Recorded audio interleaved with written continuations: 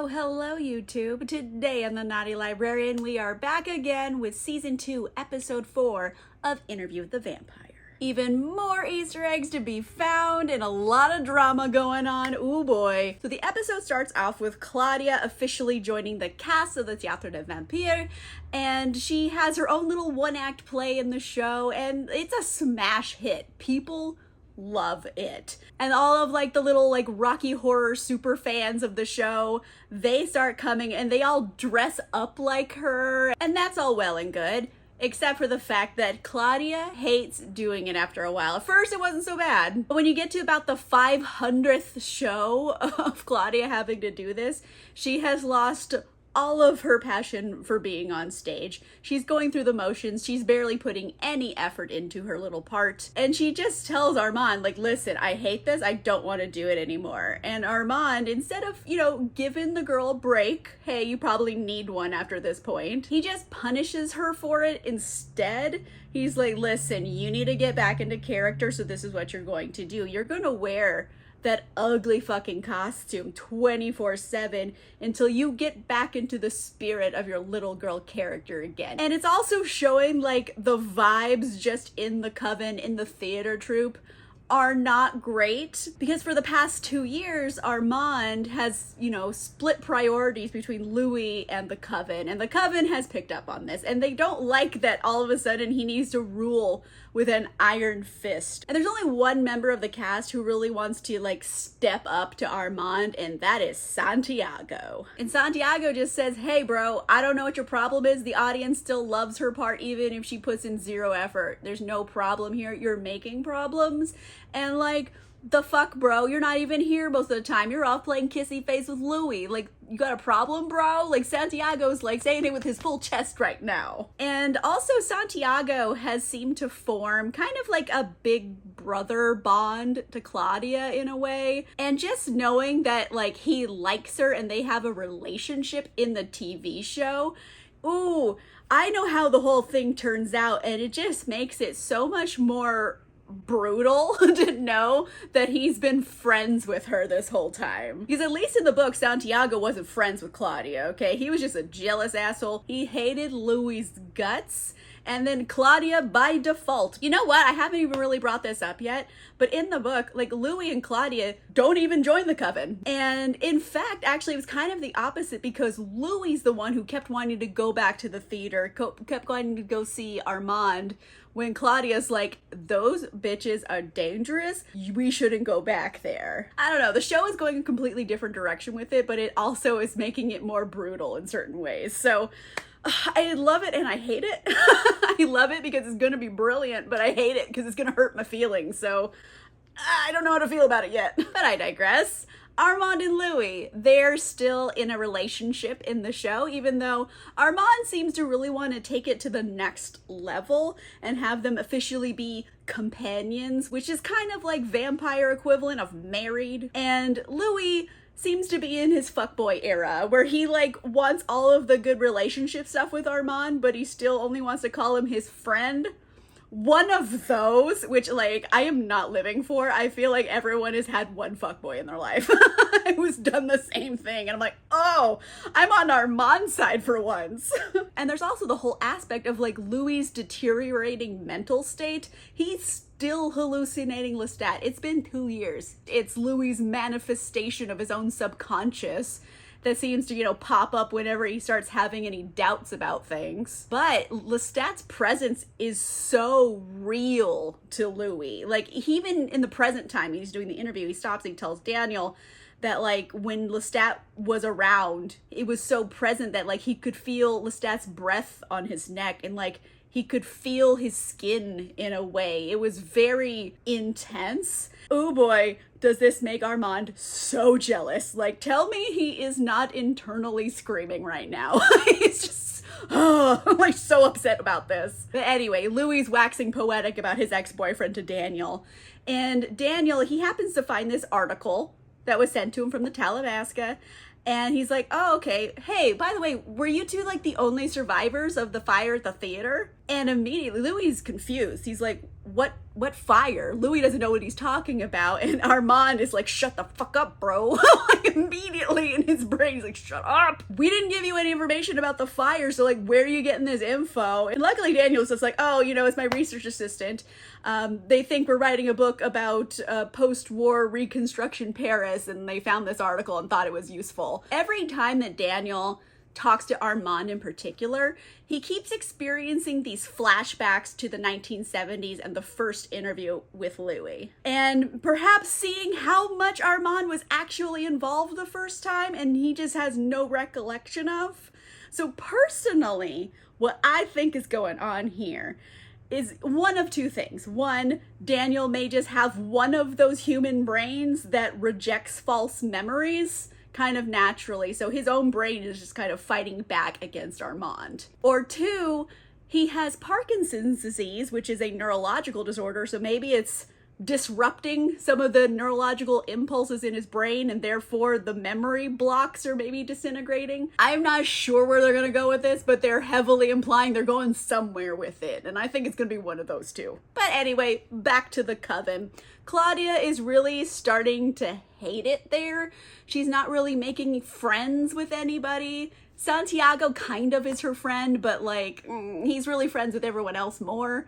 So she's just kind of alone and bored and still journaling away, which is actually very much against the Coven rules. And luckily, but really unluckily, Santiago is the one who catches her journaling. Good news. Santiago isn't gonna rat her out to Armand, and he actually takes the time to warn her about Armand. He's like, hey, I know he's dating your brother, but like, he's not a vampire to fuck with. Like, he is way more ruthless than you think he is, and he will turn on you. It sounds nice, but it's just giving Santiago evidence of something Claudia's doing against the rules. So now he has this little secret he can exploit. So Santiago is really coming into his villain era in this episode. But back to the slog of everyday life in the Coven. Claudia is still being punished. She still has to wear her costume 24/7. They have her out walking the streets in it, handing out flyers. And then one night, she's wandering the streets of Paris, and she happens to come across that seamstress from a couple years ago. And guess what? It is confirmed this is Madeleine. So Madeleine is also an outcast in Paris. Like, people all over town have labeled her a Nazi sympathizer. So she's dealing with a lot of ostracization, and Claudia feels that kinship with her. She's like, yeah, me too. Like, everyone, I'm an outsider no matter where I go. She really likes her, and she's like, all right, here, gives her a flyer, invites her to the theater, come see the play sometime. And later on that night, the whole vampire cast goes out to like a restaurant for some reason. I don't know why. None of them are eating anything. And Louis and Claudia, they're spending some time catching up with each other, and it's actually really cute to see them like happy for each other. But at the other side of the table, Santiago's there, and he loathes Louis. He thinks he is this pretentious asshole who came to town and doesn't have to obey the rules because he's fucking their boss. And you know what? I agree with Santiago at this point. I'd probably feel the same way. Like, this whole episode is just villains who have a good point. Santiago, he isn't really capable of quietly hating Louis. So he's like sitting at the other end of the table, mocking him, imitating his accent, his voice. And he calls him out on this accent. He's like, oh, Louis, oh, I can do your accent, and like, I know a lot of accents, and it doesn't sound like you're from fucking Chicago where you said you were from. You sound like you're from New Orleans, like, a lot, so what are you hiding? And this is when Louis finally gets so pissed off at Santiago.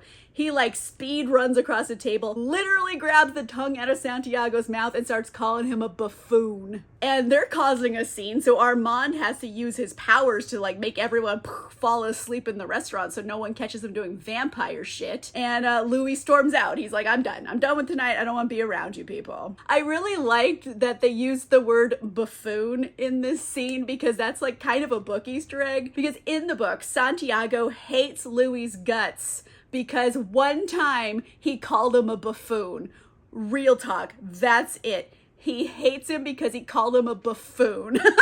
specifically. Anyway, Louis is in his artist era at this moment, and he's trying to really make a go of his photography. And the problem is, you know, he's a vampire. He can only take pictures at night when lighting is kind of shitty. So a lot of his photos just don't come out very well because there's not enough light. And speaking of photos, back in the present, Daniel's actually looking through some of Louis's old photographs from the era, and he's kind of connecting with Louis over like, oh man, my early work, I don't like it either. Like, I get it. And he actually does compliment Louis. He's like, hey, some of these photos actually aren't that bad. Like, look at this one in particular. But Louis gets really confused about why that photo is there because he didn't take it. It was taken by this other photographer, Fred Stein. In fact, there are a whole bunch of photos in this file from other photographers that Louis doesn't know why they're there. And he's very adamant to Daniel, like, hey, I am only an amateur photographer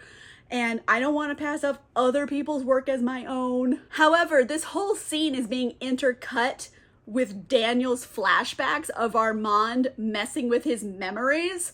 So I am pretty sure they are heavily hinting that Louis maybe did take all of these photos. Maybe he doesn't remember that he was using other names to take photos and he was actually really good at it.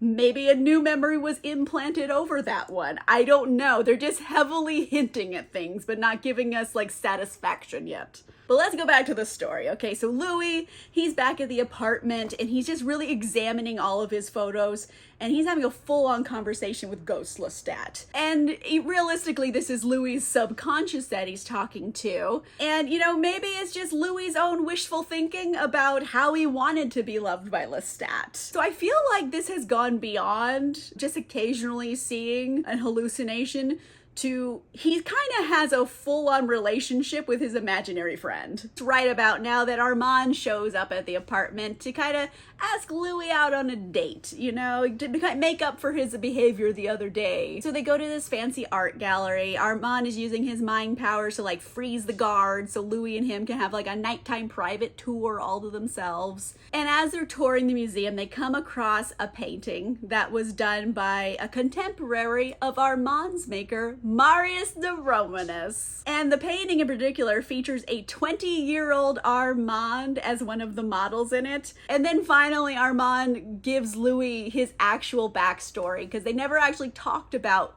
his history. So I'm going to go over the show version and then the book version because there's a lot of similarities in here, but a lot of differences. So, show version, Armand was born Arun. He thinks he can't be 100% sure of his birth name anymore due to trauma. He grew up in India with his family, and his family sold him as a slave. And then his owner sold him again, and it was to a brothel in Italy when he was 15. And then enter Marius de Romanes. He buys him from the brothel and renames him Amadeo. And Amadeo loved Marius and was completely devoted to him. And Marius was really hesitant about bringing Amadeo into being a vampire because, you know, he didn't want to destroy him, one of those things. But on the other hand, Marius was mistreating him because, like, low-key, he would pimp him out to his friends. So there was problems in this relationship. And then about 7 years after that painting was done, he became deathly ill and Marius finally turned him into a vampire. And then after some time, the Roman Coven comes in, attacks them, burns Marius alive, kidnaps Amadeo, and they rename him Armand, and then they send him to Paris to take care of the Coven there. Now in the book there's a lot of similarities here, but there's a lot of differences. So in the book, Armand was born Andre, and he was from Ukraine. And when Andre was about 12 years old or so, he was kidnapped by raiding Persian soldiers and sold as a slave, and then eventually sold to a brothel in Italy. And when Andre was about 15 years old, he lost all will to live because he's been used as a sex slave for 3 years. And Marius one day is just in a canal in Venice and he hears his thoughts, so he's like, oh boy, I gotta save this kid. So Marius goes to the brothel and he rescues him. And at that time period, Marius, he was kind of like running the Marius de Romanes school for boys, so to speak. Like, he just kept finding orphans and taking them in. He'd feed them, he would teach them skills like arts and stuff, and he would get them educated.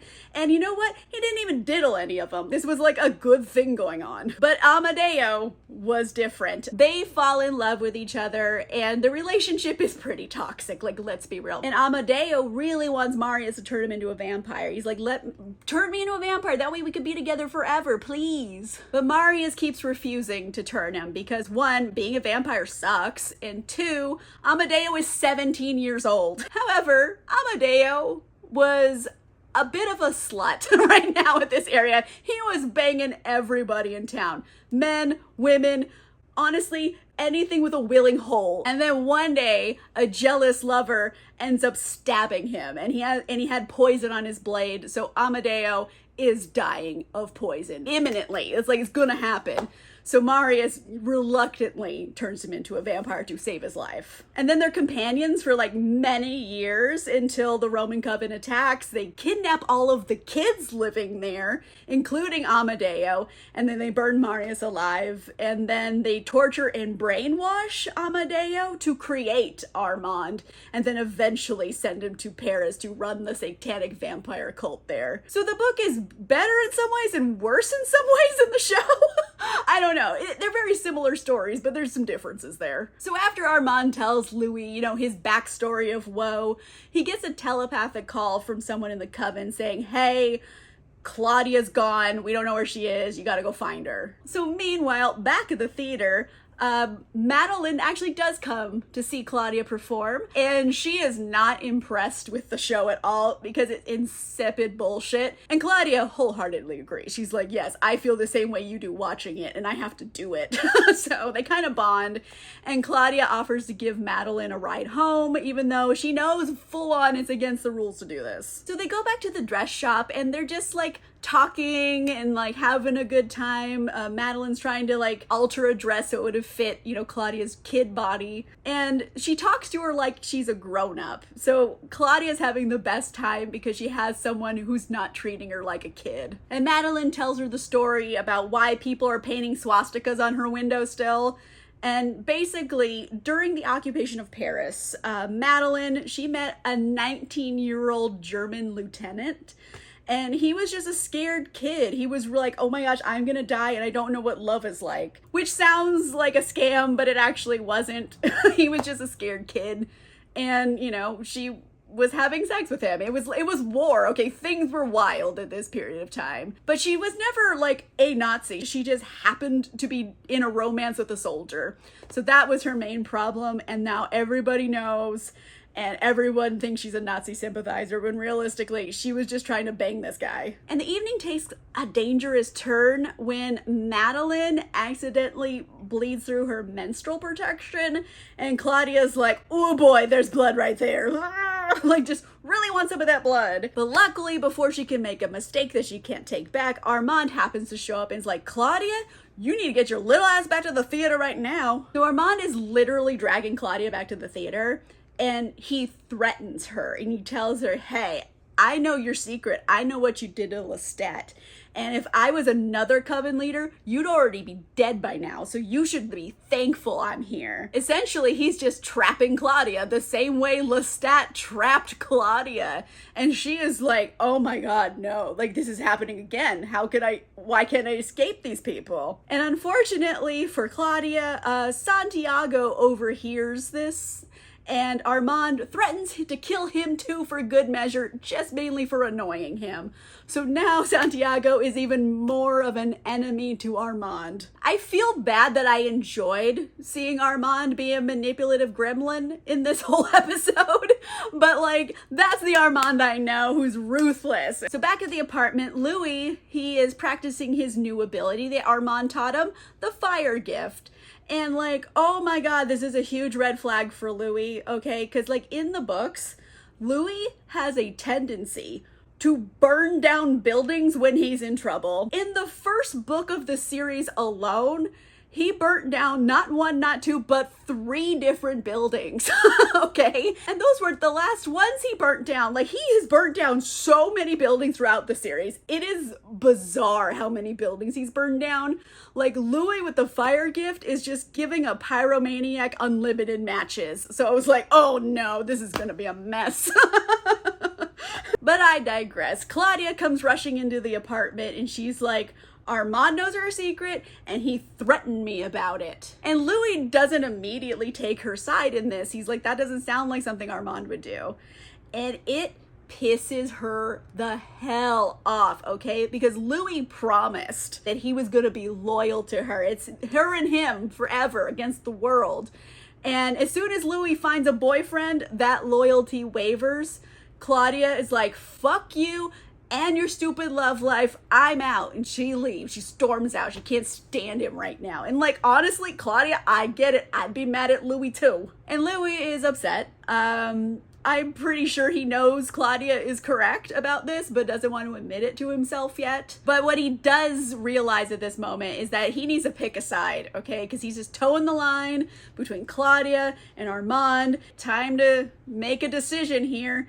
So he turns to Ghost Lestat and he's like, hey, why don't we go on a hunt? And you know, Ghost Lestat's like, of course, Louis, let's go. And Louis takes Lestat to a park. They sit down on a bench and he telepathically summons Armand to meet him there. And what we actually get in this scene is a breakup. Like, this is Louis getting to have the breakup that he wished he had with Lestat. You know, without the murder. He needs to let Lestat go so he can actually move forward in his life for real. And Louis wants to be with Armand, so he finally picks a side and Lestat just melts away in the rain. And Armand sits down and Armand is very worried about a lot of things. Armand is rapidly losing control over the Coven, and there's only so much he can do before they wrest control from him and things are out of his hands. So he's like, Louis, maybe you should leave. And Louis is like, no, I'm not going anywhere. I'm staying with Paris and I'm staying with you. And Louis is taking charge right now. He's got it all figured out. He's like, oh, Santiago wants to be Coven leader? Let him. He'll fail at it and then you will come back around as the Coven leader again. And then I'll run the theater for you because it's not what you want to do. But guess what? I'm good at running things. And like, yeah, Louis was good at running things because in the show, Louis was a successful pimp, okay? Like, he knows how to run stuff properly. So this comforts Armand. Armand genuinely loves Louis. He wants him more than anything in the world, and Louis finally chosen him over everyone else. So they are officially companions. They are a thing. He is out of his fuckboy era. Meanwhile, while Louis was out of the apartment, Santiago and a couple other Coven members break into the apartment to look for dirt on Louis. And what he happens to find are Claudia's journals, okay? And they chronicle everything that has happened. It's Santiago's big ace in the hole that he needs to prove Louis is a threat, and Armand knew about it and was protecting him against the Coven's best interests. So Santiago's making his power play right now. You know what? The other Coven members, they're on Team Santiago at this point because they're calling him master, not Armand. So like, things are shifting. And speaking of shifting, back in the present, Armand and Louis, they're still fighting over like the photo debacle where like photos were mixed in with Louis. And it's giving Daniel plenty of time to start digging deeper into all the files from the Talamasca, including information about the original interview from the 70s, which he really can't remember all that well. And he's starting to find memories that were lost in his mind. And he's like, what the fuck happened in the San Francisco in the 1970s? I am so confused. Because if they're lying to him about that, what else are they lying about? And the episode ends with a big dun dun dun moment where you're just like, oh, things are about to go crazy. Overall, I feel like this episode was like a tipping point. It's like that moment right before the ice breaks, because there's so many things in play. It's the beginning of the end. I know next episode, I think they're gonna dive more back into like Louis and Daniel's past in the 70s. And I don't really know where they're gonna go with it because in the books, Armand was not at the interview in the 1970s. In fact, I'm pretty sure when Louis did the interview with Daniel, he and Armand were already broken up the first time. So that's the book. The show is doing it different. I'm not sure where they're going to go with it. So I can't really make a prediction, but it's going to be messy and I'm living for the drama. Let me know in the comments down below. Where do you think it's going to go next episode? I don't know. What do you think happened in the 70s? Let me know in the comments down below. If you like this video, make sure you give it a like. If you want to see more videos, make sure you subscribe. And if you want cool exclusive content, including early access to videos and a book club, you can consider becoming a channel member or a patron. Links for that are in the description down below. And on that note, I'll see you guys soon. Goodbye.